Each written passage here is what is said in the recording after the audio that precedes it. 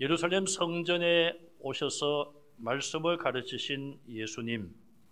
그러나 그 말씀을 들은 바리새인들과 많은 유대인들은 그 말씀을 그대로 믿지를 않고 있습니다. 예수님의 말씀에 계속하여 반론을 제기하거나 혹은 조롱하기까지 하며, 또 지도자들은 여전히 예수님을 죽이고자 하는 마음에는 변함이 없습니다. 요한복음 7장에서 10장까지 예수님과 그들의 대화가 계속 이어지는데, 이 요한복음은 마태, 마가, 누가복음과 차이가 있습니다. 요한복음은 이렇게 긴 대화를 많이 기록을 하고 있습니다. 또 사건의 의미를 기록하고 있습니다. 다른 공간복음은 그냥 기사 중심, 사건 중심으로 성경을 기록했죠. 우리는 예수님과 이 유대인들 혹은 바리새인들의 대화를 우리가 보면서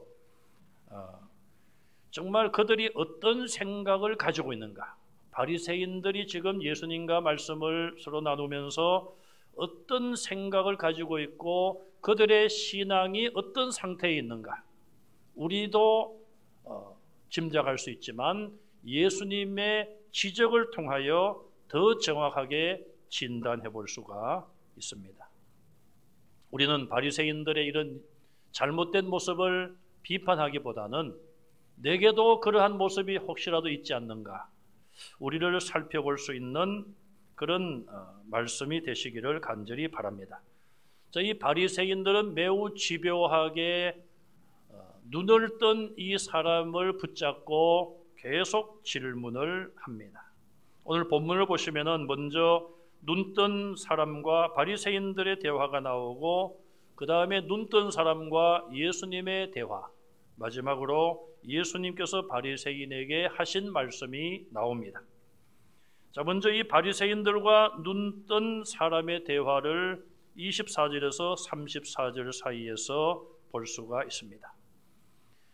바리새인들은 나면서부터 눈을 뜬 이 큰 놀라운 기적, 창세 이후로 지금까지 없었던 사건이 일어났고, 이미 확인을 거쳐서 예수께서 그 일을 하셨다는 것을 다 들었습니다. 그럼에도 불구하고 또다시 눈뜬 사람을 두 번째로 불렀습니다. 이제 바리새인들과 이 눈뜬 사람 사이에 대화가 본격적으로 시작이 됩니다. 바리새인들이 먼저 말합니다. 우리는 저 예수가 죄인인 줄로 안다. 자, 예수께서 눈을 뜨게 했다. 이게 사실인 것이고, 이것이 눈뜬 자의 대답이며, 또 부모도 하는 말이 그에게 물어보라. 우리에게 묻지 말고 그가 장성하였으니 그에게 물어보라. 결국 부모님이 모를 리가 없는 것이죠. 예수께서 눈을 뜨게 했다. 이것이 중요한 포인트인데, 지금 바리새인이 눈뜬 사람을 불러서 하는 말이 저 예수는 죄인인 줄로 우리가 안다. 이제는 예수님을 죄인으로 정죄하고 있습니다.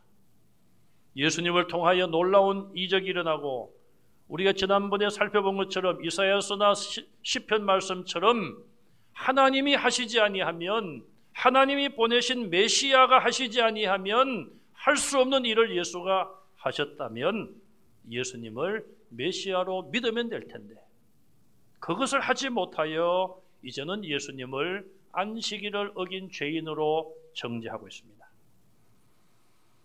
눈을 뜬 사람의 이 생생한 증언에 대해서도 그들은 동의하지 않습니다. 눈을 뜬 이 사람은 뭐라고 말합니까? 나는 그가 죄인인 줄 모른다, 이렇게 말합니다. 아마도 이 사람의 마음에 진실된 그 생각은 아니, 예수는 죄인이 아니야, 이렇게 말하고 싶었을 거예요. 그러나 좀 가볍게 부정을 하죠. 나는 그가 죄인인 줄은 알 수 없습니다. 율법은 남을 정죄하라고 주신 것이 아닙니다. 자기를 돌아보고 자기의 잘못을 깨닫고 회개하게 하려고 우리에게 율법을 주셨고, 그 말씀대로 지켜서 하나님의 은혜를 누리게 하려고 우리에게 율법을 주신 것입니다. 다른 사람을 평가하거나 죄인으로 정죄하는 것은 영적인 교만이에요. 대통령 선거를 얼마 앞두고 있습니다. 후보 간의 치열한 선거운동이 이어지고 있습니다. 상대방의 어떤 조금이라도 잘못한 것이나 허점이 보이면은 그것을 공격을 합니다. 정죄를 합니다. 당신 이런 잘못들이 있지 않느냐? 여러분 잘 보십시오. 그러면은 한쪽이 일방적으로 죄인이 되고 잘못했습니까? 시간이 지나면은 그렇게 공격했던 자들이 오히려 공격을 또 당합니다. 죄가 없는 자가 누가 있겠습니까? 정죄는 또 다른 정죄를 낳을 수밖에 없는 것입니다. 예수님은 정죄하러 오신 것이 아니라 우리의 죄를 용서하시러 오셨기에 회개하여 우리 죄를 씻음받으면 되는 거예요. 두 번째로 바리새인들은 그에게 그 사람이 내게 무엇을 하였고 어떻게 해서 내 눈을 뜨게 되었느냐 또 묻습니다. 이 사람은 뭐라고 이야기를 합니까? 아마 신경질이 났을 거예요. 아니 내가 대답을 다 해도 내 말은 듣고도 믿지도 않으면서 왜 자꾸 묻습니까? 당신들도 예수의 제자가 되려고 하는 겁니까? 어떻게 보면 조롱 섞인 그런 말을 하는 것이죠. 그러자 그들이 뭐라고 대답합니까? 우리는 모세의 제자다. 이제 제자 문제로 이게 또 넘어가고 있습니다. 너는 예수의 제자가 된지 모르지만은 우리는 모세의 제자다. 5장 46절에 올라가서 예수님은 너희가 모세의 제자라면 나를 믿었으리라. 모세의 제자답게 살고 있다면 나를 그리스도로 믿을 것이다. 예수님이 말씀하셨습니다. 바리새인들은 지금 자기들을 모세의 제자라고 말을 합니다. 그 말은 자기들은 율법을 잘 지키고 율법을 행하는 자들이라는 말이에요. 그렇다면 정말 그들이 율법을 잘 지키는가? 모세의 제자라면 모세처럼 살아가는가? 여러분 모세의 광야의 40년을 보시면 여호수아와 갈렙 극소수를 제외하고는 다 모세를 대적하고 배척했습니다. 모세는 40년 긴 기간 동안 외로운 지도자의 길을 걸어갔습니다. 모세가 잘못한 것도 아닌데 이스라엘 백성들은 조그만 어려움만 만나도 모세에게 몰려와서 그에게 원망과 불평을 쏟아놓았습니다. 그때마다 모세는 외롭게 하나님을 향하여 기도했습니다. 모세의 제자들이었습니까? 그들이 하나님께서 모세를 통하여 홍해바다를 가르게 하시고 만나를 내려서 먹게 하시고 반석이라도 쳐서 물을 솟게 하여 마시게 하는 장면을 그들은 40년 동안 지켜보았지 않습니까? 그런데 그들이 과연 모세의 제자였습니까? 모세의 제자는 극소수였어요. 극소수도 모세의 제자가 아니라 사실은 하나님의 자녀들이고 하나님의 제자라고 봐야죠. 예수님의 제자라고 말을 많이 합니다. 한국교회가 제자 훈련을 하고 예수님의 제자를 만들려고 합니다. 그럼 우리는 다 예수님의 제자라면 예수님을 닮아가야 되는 것이죠. 예수님처럼 행동하는 것이 예수님의 제자예요.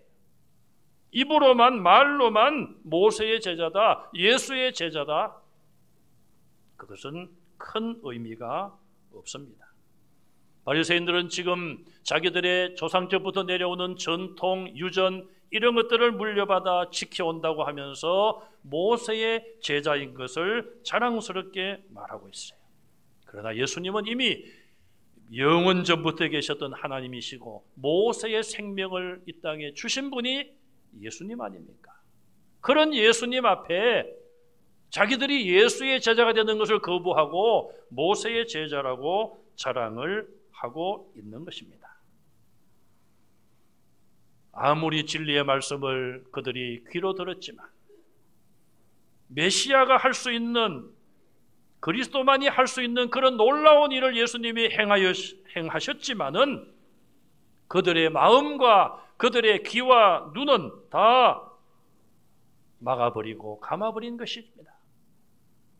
사도행전 7장에 보시면 서대반 집사님이 순교당할 때에 하늘 문이 열리고 예수님이 하나님 보좌 우편에 서신 것을 보고 사람들에게 이야기합니다. 인자가 지금 예수님이 하나님 보좌 우편에 서 계시노라. 그 말을 들은 군중들은 어떻게 합니까? 큰 소리를 지릅니다. 왜? 서대반의 말을 안 들으려고 큰 소리를 지릅니다. 악을 써서 소리를 지르는 것이죠. 그리고 귀를 막습니다. 모세가 서대반이 하는 그 말을 안 들으려고 귀를 막아요. 그리고는 일제히 서대반에게 달려들어 돌을 던져 서대반을 죽여버립니다. 서대반이 하는 그 말, 하나님의 임재를 보는 말 아닙니까? 지금 하나님께서 하늘 문을 여시고 하늘 보좌를 보게 하신다. 하나님 보좌 옆에 예수님이 서 계시노라.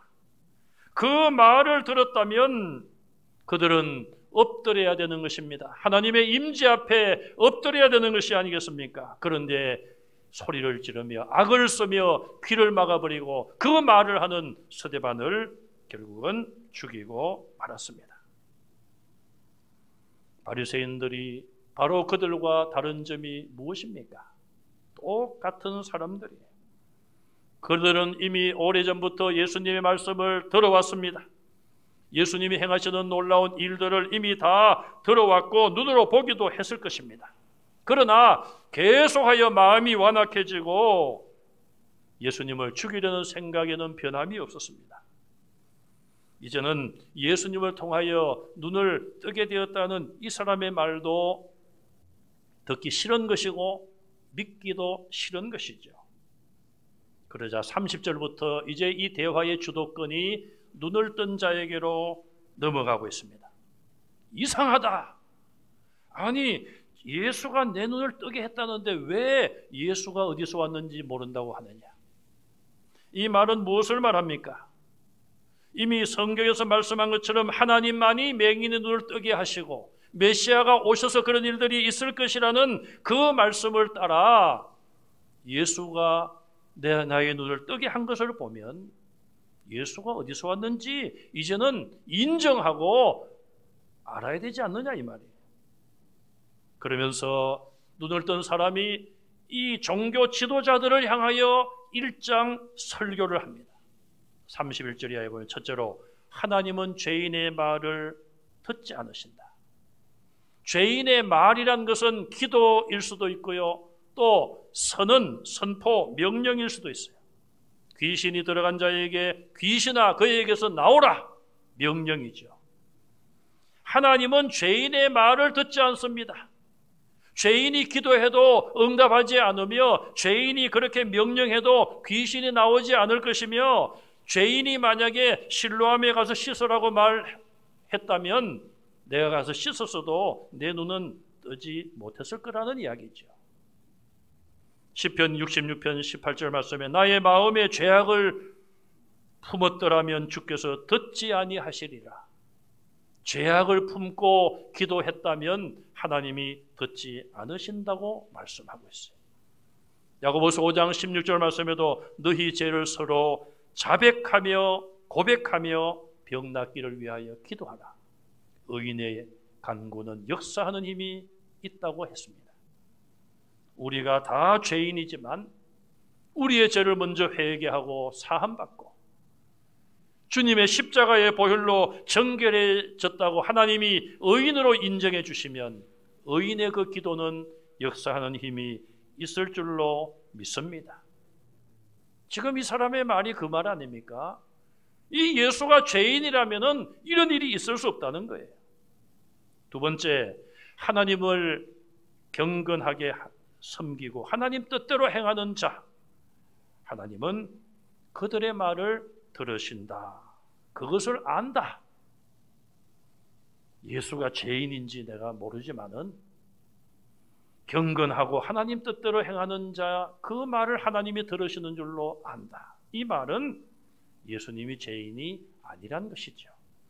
예수님은 죄가 없으시며 경건한 분이시며 하나님 말씀대로 행하시기 때문에 하나님께서 예수님을 통하여 나의 눈을 뜨게 했다는 고백이요 간증 아닙니까? 이 사람의 말을 통하여 과연 누가 죄인인가? 누가 그러면 경건한 자이며 하나님 말씀대로 행하는 자인가? 바리새인들과 서기관들과 제사장들입니까?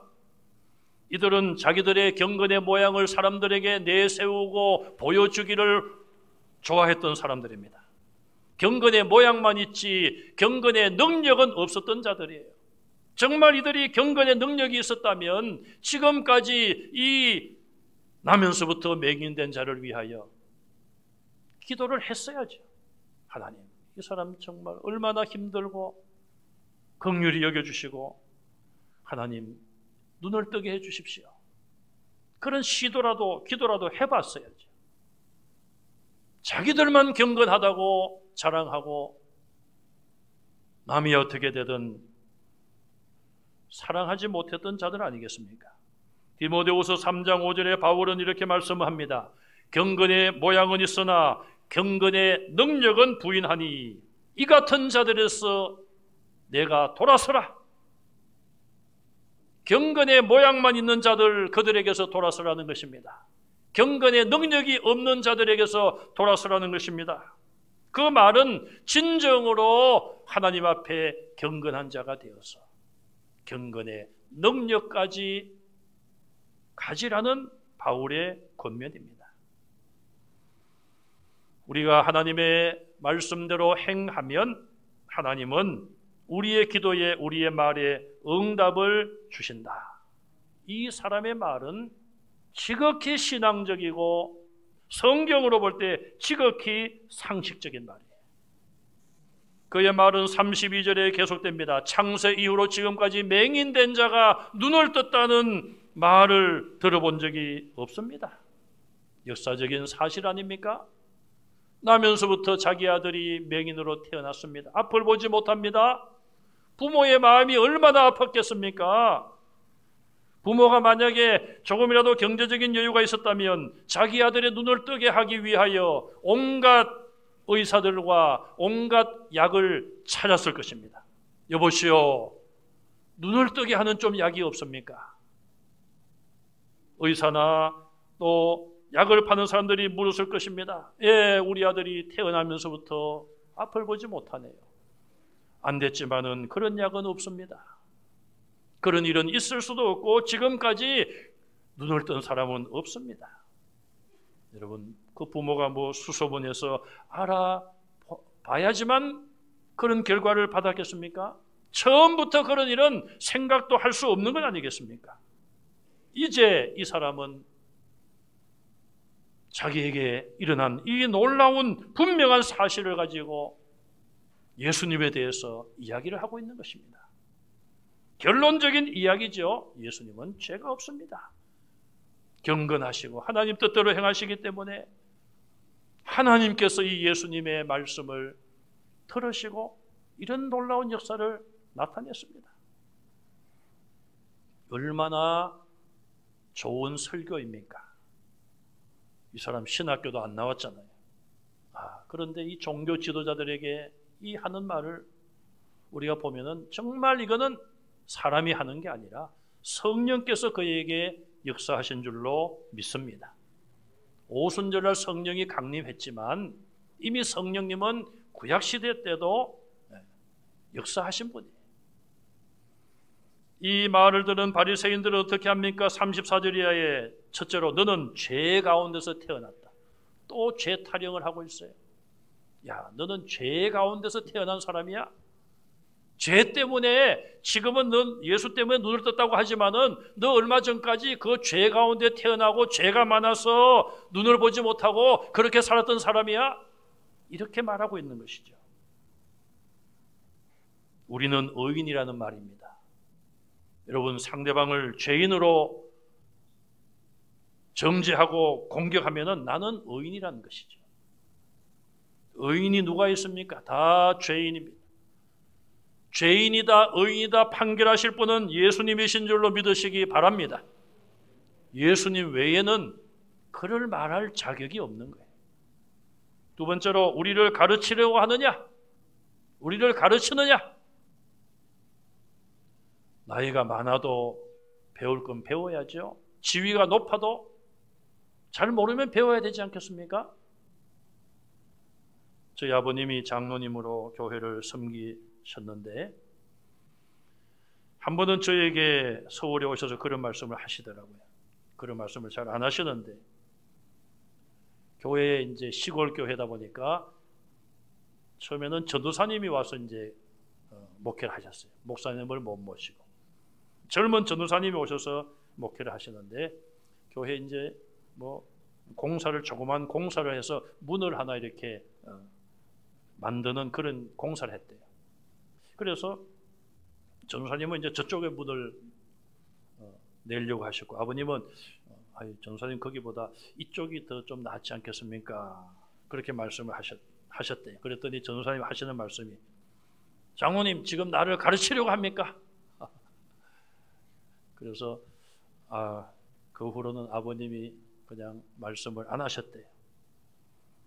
여러분, 우리가 뭐 나이에 많고 적음을 떠나고, 우리 어떤 직분의 어떤 그런 것을 떠나서 우리가 아이들에게서라도 배울 것이 있다면 배워야죠. 죄인인 주제에 감히 의인인 우리를 가르치려고 하느냐? 영적인 교만으로 가득 차 있는 거예요. 그렇기 때문에 예수님께 책망을 받은 것이죠. 독사의 자식들아, 회칠한 무덤. 마지막으로 이 바리새인들은 눈뜬 사람을 쫓아냈습니다. 추방을 했습니다.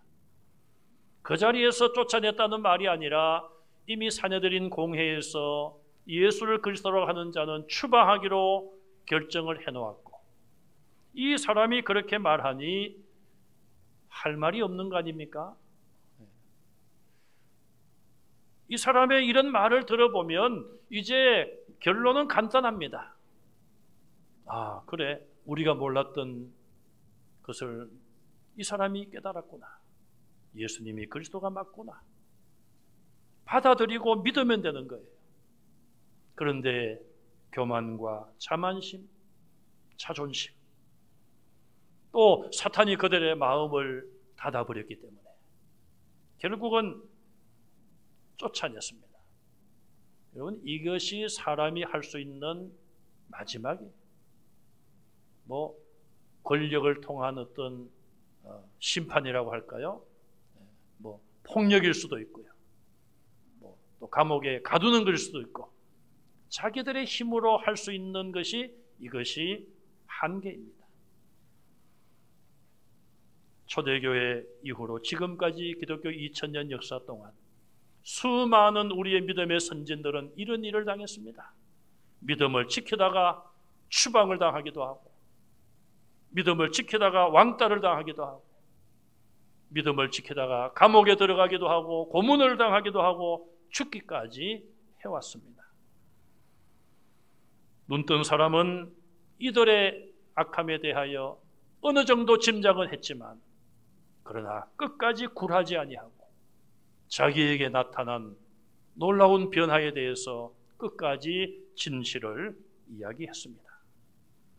두 번째로, 예수님께서는 추방당한 이 사람을 찾아오셨고 그에게 확실한 믿음을 주셨습니다. 사내들인 공회가 이 사람을 출교했어요. 이거는 동족들에 의해서 이제는 조롱과 박해를 당하게 된 것이고, 유대인으로서의 모든 이권을 받을 수 없게 된 것입니다. 그래서 유대인들은 출교당하는 것을 굉장히 두려워했어요. 자, 이제 이 사람은 유대 사회에서 추방당했습니다. 이제는 모든 사람들이 자기를 다 배척하고 가까이 하지 않을 수 있습니다.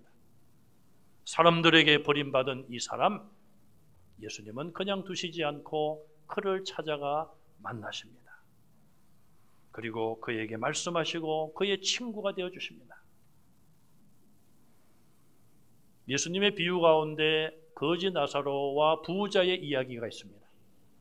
거지 나사로는 이 땅에 와서 정말 가진 것이 없었기에 거지로 살았습니다.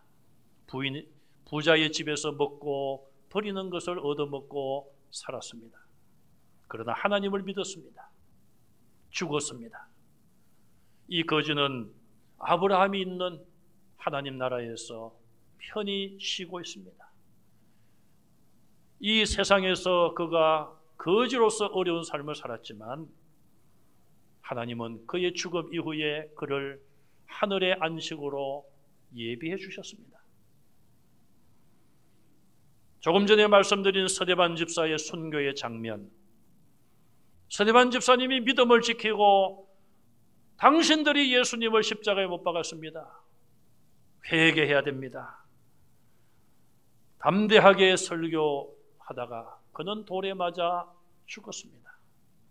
그러나 이미 예수님은 그가 죽기 직전에, 돌에 맞기 전에 하늘문을 열어주시고, 그래 서대반아 조금만 참으라. 이제 너는 순교를 당할 텐데 조금만 참으라. 내가 너의 영혼을 맞이하기 위하여 내가 보좌에 앉아있는 것이 아니라 서 있노라. 세상에서 버림을 당하고 죽임까지 당한 서대반 집사였지만 그의 영혼을 우리 주님께서 환영하시기 위하여, 안아주시기 위하여 하늘문을 열어주셨고 서 계신 것을 보여주셨습니다. 여러분, 예수님 믿는 것 때문에 세상에서 외로움을 당하십니까? 때로는 왕따를 당할 수도 있을 것입니다. 그러나 그때에 주님이 여러분 곁에 계심을 믿으시기 바랍니다.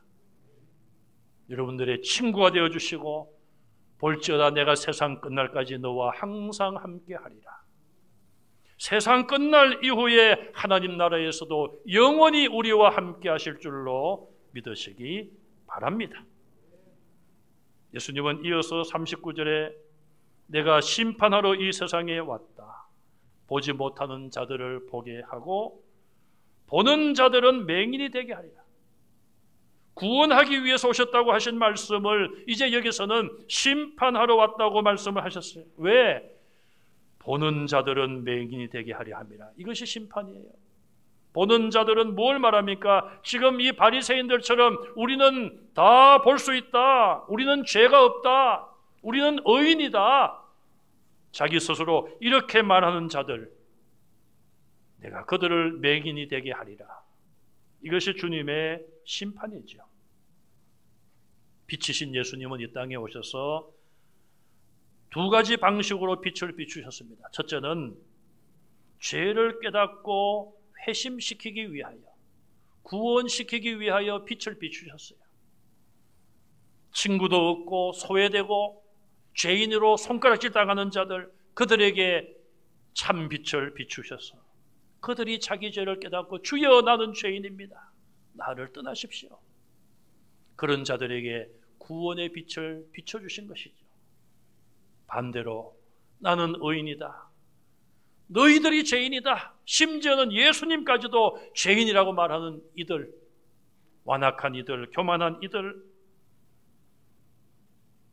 주님은 그들에게 빛을 비추셨지만 그들은 끝까지 그 빛을 받아들이지 못하고 결국은 회개하지 않음으로 멸망의 길을 간 것이죠. 믿지 않는 자들에게는 예수님의 빛이 비추어졌지만 멸망을 그들에게 가져오고 말았습니다.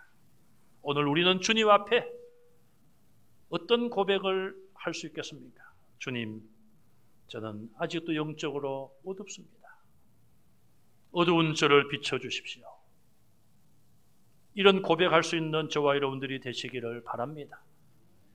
내 의를 자랑하거나 내 믿음을 자랑하거나 다른 사람을 정죄하거나 다른 사람의 믿음을 비하하거나, 그것이 아니라 주님, 나는 부족하고 연약한 죄인입니다.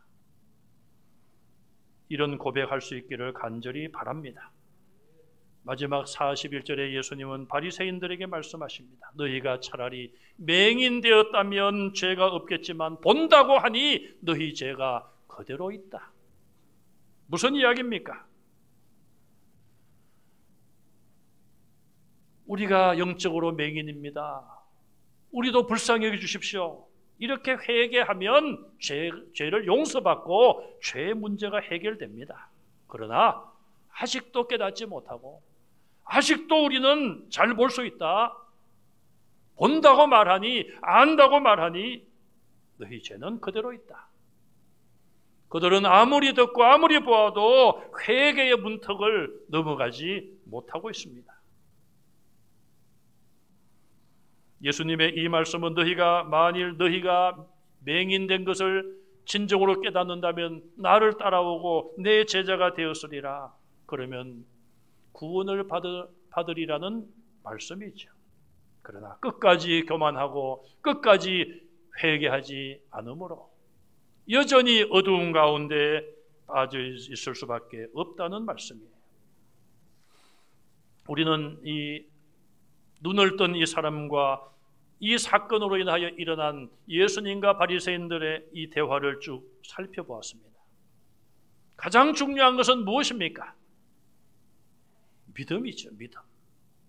예수님의 말씀을 듣고 예수님을 통하여 일어난 기적의 현장, 그 장본인의 생생한 증언을 듣고도 자기들의 영적인 교만과 회개하지 못함으로 인하여 예수님을 그리스도로 믿지 않는 믿음 없음, 이것이 가장 큰 문제인 것이죠. 또 한 가지는 다른 사람을 정죄하는 것. 그것은 영적인 교만에서 나온 결과입니다. 앞서 말씀드린 대로 정죄는 정죄를 낳습니다. 복수는 복수를 낳는 것이고, 예수님은 회개케 하시려고 오셨고 회개하는 자 용서하시고 구원하시려고 오셨습니다. 다른 사람을 정죄하지 말고 겸손히 우리의 죄를 자복하고 회개하는 성도들이 되시기를 바랍니다. 마지막으로 우리는 눈뜬 사람의 이 변화하는 모습을 보면서 이 사람은 처음에 다른 사람에게 말하기를 예수라는 그 사람이 내 눈을 뜨게 했습니다. 예, 그는 선지자입니다. 예수님이 오셔서 네가 인자를 믿느냐? 하나님의 아들을 믿느냐? 그가 누굽니까? 너와 말하고 있는 내가 그니라. 예, 내가 주님을 믿습니다. 하나님의 아들로 영접했습니다. 나의 구주로 그리스도로 영접했습니다. 신앙은 생명력이 있기 때문에 성장하고 성숙합니다. 여러분들의 신앙이 더욱 성장하고 성숙하셔서 이제는 누구에게든지 간에 예수 그리스도를 증거할 수 있고 나는 예수님의 제자입니다. 분명하게 신분을 밝힐 수 있는 여러분들의 복된 삶이 되시기를 주님의 이름으로 축원합니다.